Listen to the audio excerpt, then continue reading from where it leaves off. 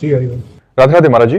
महाराज जी, नेत्रों के ब्रह्मचर्य हेतु मार्गदर्शन करें। नेत्रों का ब्रह्मचर्य क्या है और इसको कैसे धारण करें? नेत्रों से गलत दृश्य ना देखें हम, जैसे व्यभिचार संबंधी दृश्य है ना, जो गलत भावनाएं हमारे अंदर उत्पन्न करते हैं।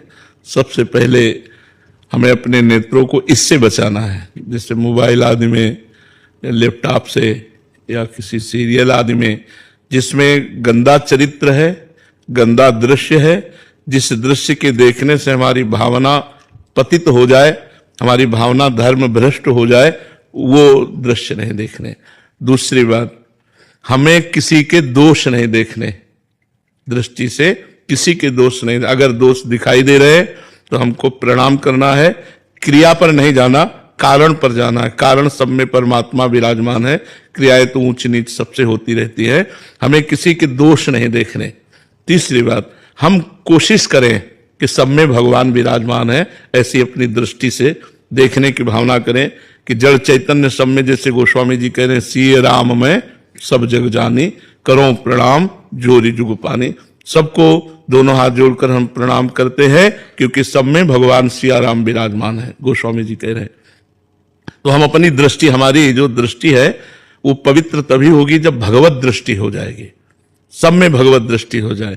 तो हम गलत आचरण वाले, जैसे कोई पशु पक्षी मैथुन कर रहा है तो हमें नहीं देखना, इससे हमारी दृष्टि दूषित हो जाएगी।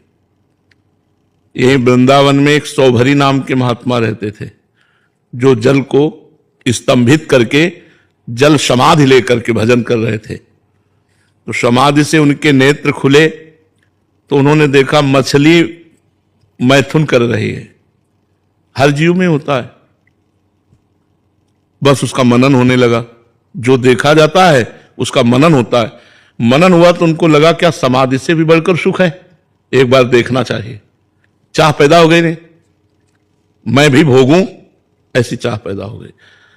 अब वो ऋषि थे, सामर्थ्यशाली थे, सीधे उठे और राजा उस समय चक्रवर्ती सम्राट मानधाता थे।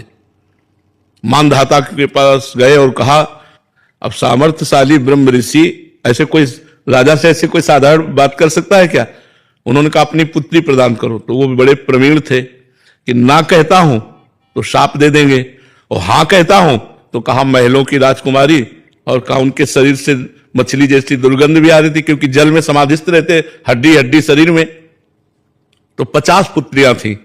तो उन्होंने कहा महाराज जो तुम्हें पसंद करे उसे स्वीकार कर लो।